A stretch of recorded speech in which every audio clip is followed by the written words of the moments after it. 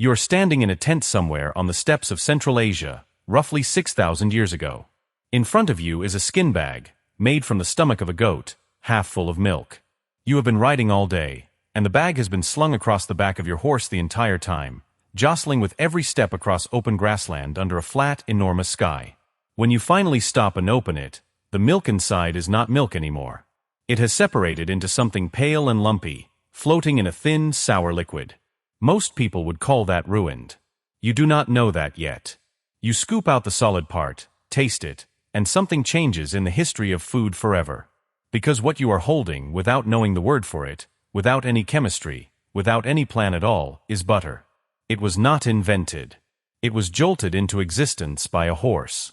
That story might not be exactly how it happened. Nobody was there with a notebook. But the physics behind it is not speculation, and it points to something important. Butter may be one of the only major foods in human history that essentially made itself, and humans simply had to notice.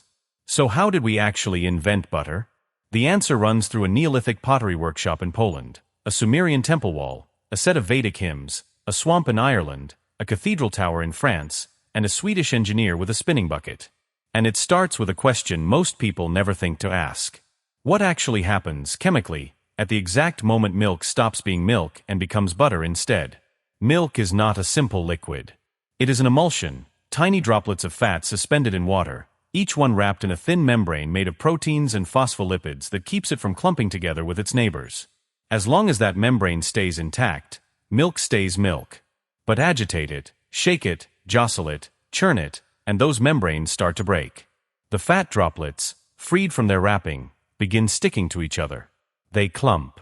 They grow. Eventually they separate from the watery liquid entirely and form a solid mass. That watery liquid left behind is buttermilk. The solid mass is butter. It is not cooking. It is not fermentation, not primarily. It is mechanical damage to a membrane, done on purpose or by accident, and the result is one of the most calorie-dense foods available to any early human population, roughly twice as energy-dense, gram for gram, as the milk it came from. Which means the real question is not who invented butter, in the sense of one clever person figuring it out. The real question is when did humans first accumulate enough milk, in a container that moved around enough, for that damage to start happening. And that requires domesticated animals that produce a genuine surplus of milk, which puts the earliest possible window somewhere in the Neolithic. Once cattle, sheep, and goats had been properly domesticated across the Near East and were starting to spread into Europe and Central Asia, carrying their milk, quite literally, wherever their herders went. The strongest early evidence does not actually come from butter itself. It comes from cheese, which is chemically a close cousin, and it comes from a research team led by archaeological chemist Mélanie Salque, working with colleagues at the University of Bristol. In the early 2010s, Salque's team examined perforated pottery fragments, essentially ceramic sieves, excavated from Neolithic sites in the Kuyavia region of Poland. These sieves looked exactly like the kind of tool you would use to separate curds from whey, the basic first step of cheesemaking. Using gas chromatography and isotope analysis, the team detected residues of milk fat baked directly into the ceramic. The sieves dated back roughly 7,000 years, making this some of the strongest direct chemical evidence anywhere in the world for organized dairy processing in the deep past. The point is not that these particular people were making butter. The point is that within a few centuries of cattle becoming widespread in Neolithic Europe, humans were already actively separating milk into its component parts. Once you are doing that, butter is not a separate leap. It is one accidental jostle away. And the earliest physical evidence for butter itself, rather than cheese, comes from an unlikely source: peat bogs. Specifically, the peat bogs of Ireland and Scotland, where something remarkable has been happening for thousands of years without anyone planning it. Peat bogs are cold, waterlogged, and almost entirely free of oxygen, which means the bacteria that normally break down organic material cannot survive there. Anything buried deep enough in a bog essentially stops decaying. Bodies have been found this way, famously preserved for millennia. And so has butter. Across hundreds of recorded finds in Ireland alone, wooden kegs, wicker baskets, and animal skin containers packed with a pale, waxy substance have been pulled out of bogs by farmers cutting turf for fuel, sometimes decades apart, in wildly different counties, with no connection to one another beyond the shared instinct to bury it. This is bog butter, and some of the recovered samples, held today in institutions like the National Museum of Ireland, have been radiocarbon dated back roughly 3,000 years, placing their burial firmly in the Bronze Age.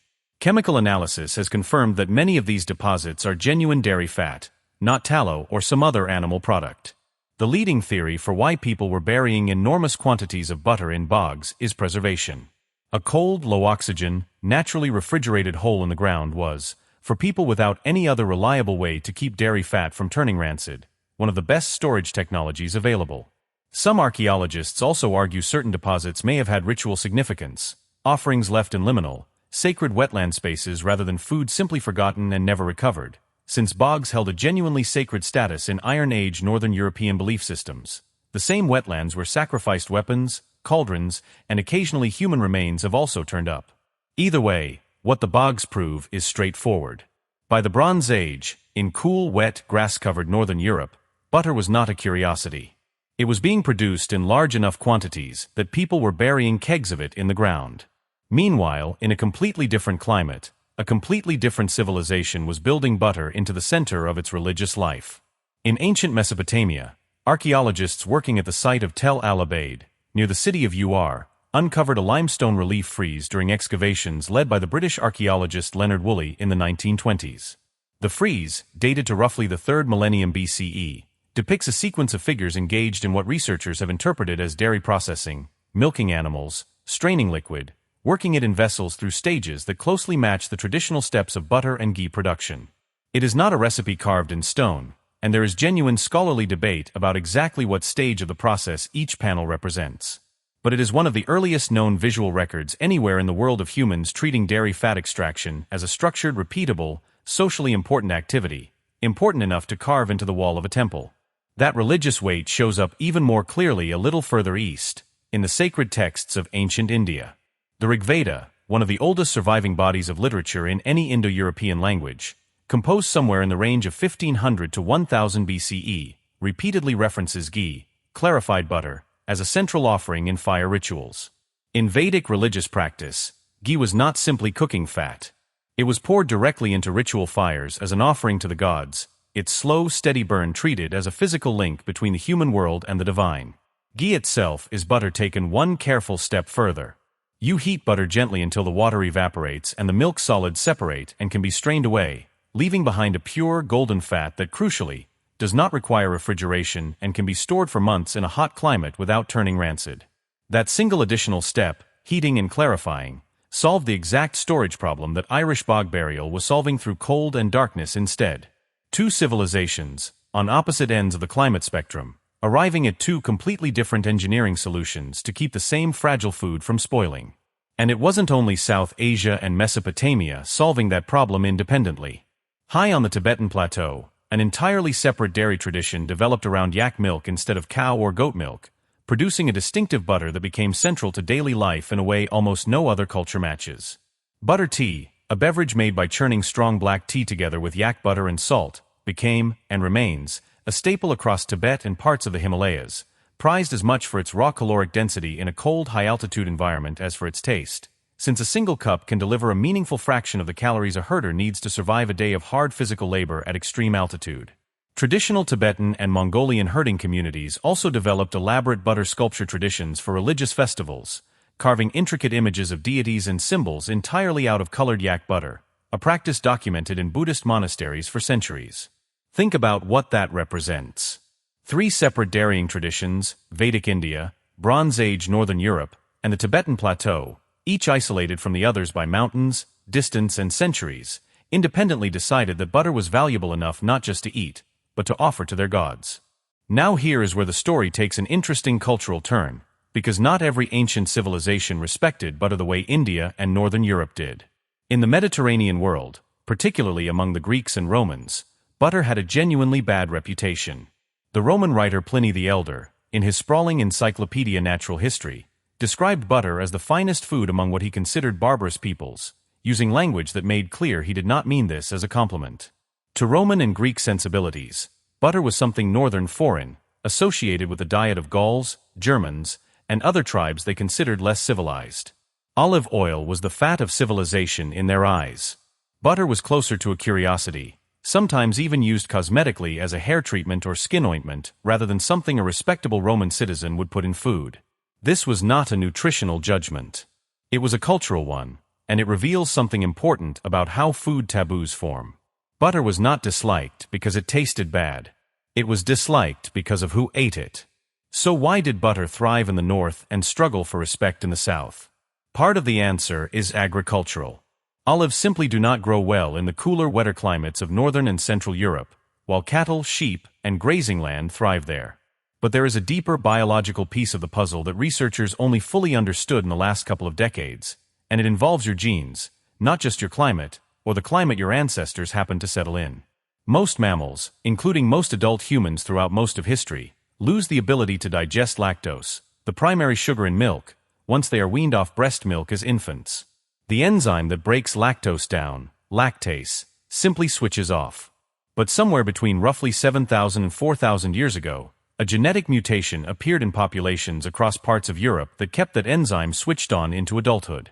Geneticists studying this trait, including researchers such as Mark Thomas at University College London, have found strong evidence that this mutation spread extremely fast by evolutionary standards, a sign of intense natural selection. In a population that had access to abundant, reliable dairy from cattle, being able to digest raw milk as an adult meant access to a calorie-dense, nutrient-rich food source that lactose-intolerant neighbors simply could not use as efficiently.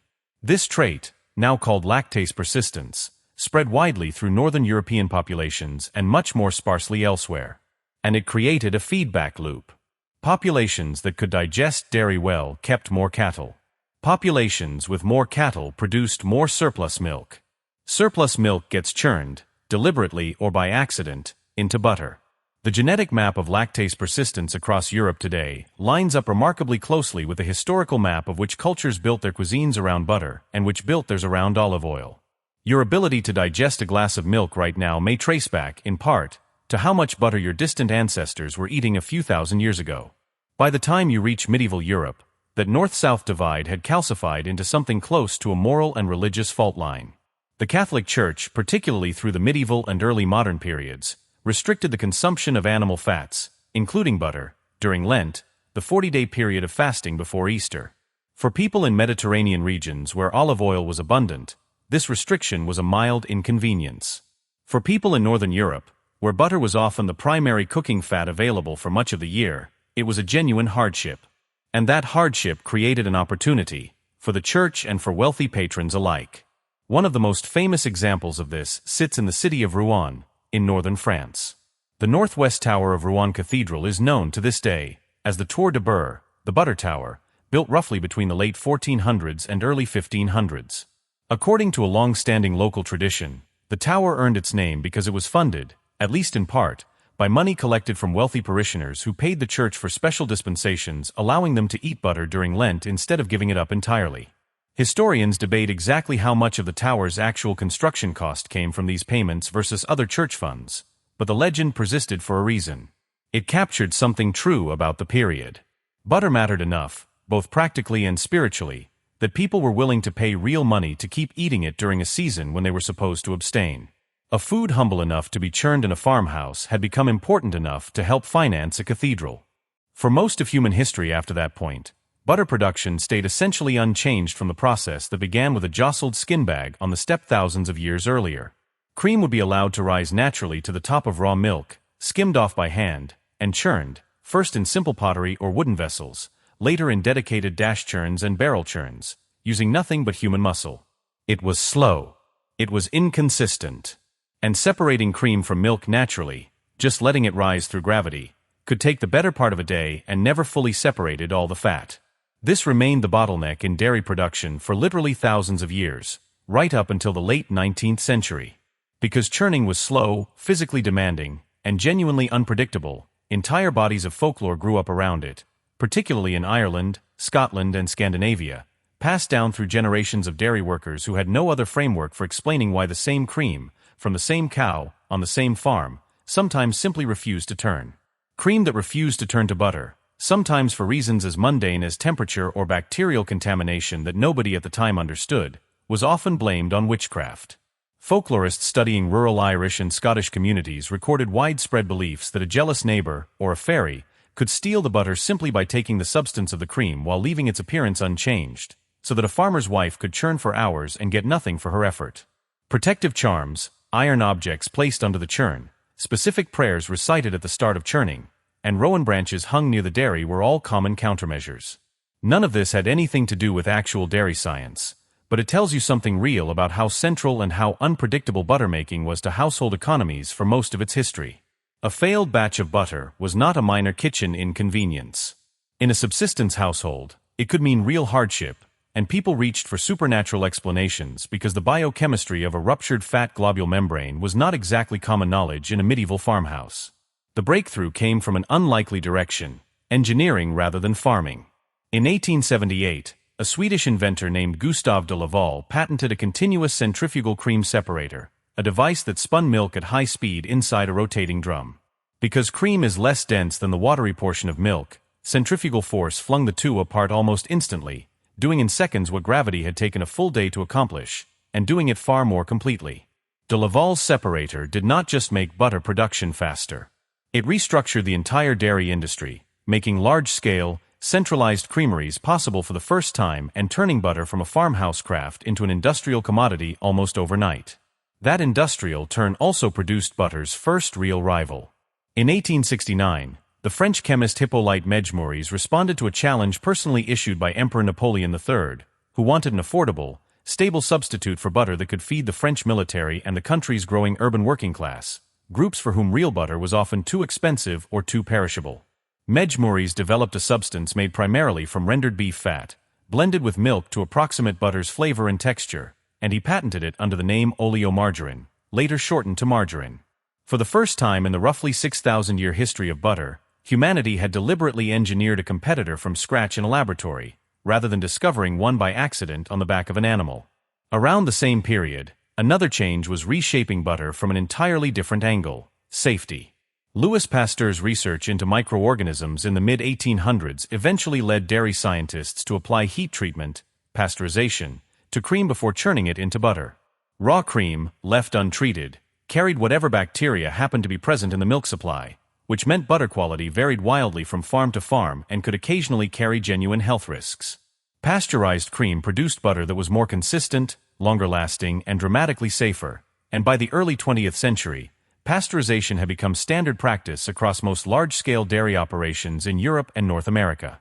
Combined with de Laval's separator, refrigerated rail transport, and standardized grading systems that ranked butter by fat content and flavor purity, the 20th century turned butter into something almost unrecognizable compared to the inconsistent farmhouse product of a few generations earlier. A food so reliable that most people alive today have never once wondered whether their butter would actually turn out. There is also a quieter divide inside the story of butter that most people never think to ask about: the difference between what sits in most American refrigerators today and what a French or Danish baker instinctively reaches for.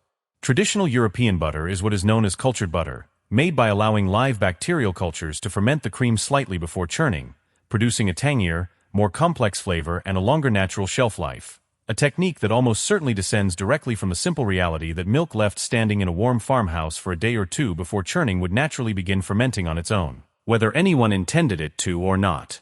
Sweet cream butter, the more neutral-tasting style that became standard in 20th century America, skips that fermentation step entirely, churning fresh, unfermented pasteurized cream instead. Neither version is more authentic than the other. They are simply two different paths through the same 6,000-year-old chemistry, one that leaned into the accidental fermentation early dairying always produced, and one that engineered it out entirely once refrigeration made fermentation unnecessary for preservation. In recent decades, a renewed appetite for cultured small-batch butter among chefs and home cooks has, in its own small way, been a return to the older Messier more accidental version of the food, the one closer to what actually would have come out of that goatskin bag on the steppe. So here is the full arc somewhere around 6,000 years ago, in the wake of animal domestication spreading across Eurasia. Milk being carried in skin containers began separating into fat and liquid through nothing more sophisticated than the motion of travel, and someone somewhere decided to eat the solid part instead of throwing it away. Roughly 7,000 years ago, Neolithic communities in what is now Poland were already using specialized ceramic tools to deliberately separate milk into its component parts, evidence that organized dairy processing, the direct ancestor of buttermaking, was already underway. By the Bronze Age, Communities across Ireland and Scotland were producing enough butter to bury it in bogs by the kegload, using the cold, oxygen-starved ground as a natural refrigerator. Around the same broad era in Mesopotamia, dairy processing was significant enough to be carved into the wall of a temple, and in India, it had become sacred, poured directly into ritual fires as an offering, transformed through clarification into ghee, a food engineered to survive heat the way bog butter was engineered to survive cold. High on the Tibetan plateau, an entirely separate culture built its own dairy tradition around yak milk, right down to sculpting religious icons out of colored butter. In the Mediterranean, the same substance that Northern Europe treasured was dismissed as barbarian fare, a divide reinforced by which populations had evolved the genetic ability to digest milk comfortably into adulthood. By the Middle Ages, that divide had become entangled with religious law and folk superstition alike, wealthy Europeans literally paying the church to keep eating butter during Lent, while their neighbors hung rowan branches over the churn to keep the fairies from stealing the cream. And then, after roughly 6,000 years of essentially unchanged technique, three changes arrived within a few decades of each other in the 19th century. A Swedish machine that made real butter faster and purer than ever before, a French laboratory creation designed to replace it entirely, and a French chemist's discovery of germs that made the whole process dramatically safer. Was butter a single invention that spread outward from one origin point? Almost certainly not. Given how many independent dairying cultures existed across Eurasia by the Bronze Age, all working with milk in skin bags, clay pots, and wooden churns exposed to motion and temperature, the physics of fat globules clumping together under agitation would have produced butter again and again, in different regions, without any contact between the people who discovered it. The probability that butter emerged only once, in only one place, and spread from there, is low, probably somewhere under 20%. The far more likely picture, closer to 80% probability, is that butter was independently rediscovered wherever humans had enough surplus milk and enough movement to jostle it, exactly the way bread turned up independently on nearly every continent wherever humans had grain and fire, and exactly the way boats turned up independently wherever humans stood at the edge of water they needed to cross. Butter was not so much invented as it was waiting, built into the basic chemistry of milk, for someone somewhere to finally shake the bag hard enough. Tonight, somewhere in your kitchen, there is probably a stick or a tub of butter sitting in your refrigerator, sliced onto toast without a second thought, melted into a pan without anyone in the room considering where it came from. You will not think about the goat skin bag bouncing on a horse's back 6,000 years ago. You will not think about the ceramic sieves buried in a Polish field, or the kegs of it pulled dripping out of an Irish bog, or the wealthy Rouen parishioner paying good coin to keep eating it during Lent, or the farmer's wife hanging a rowan branch over her churn because the cream would not turn. You will just spread it on your bread. And that, in a strange way, might be the most honest tribute to butter there is. It was never invented to be remarkable. It was invented over and over independently by accident, in bags and bowls and churns thousands of miles apart, because milk wanted to become something else, and humans, across nearly every climate and continent they settled, happened to be paying just enough attention to notice.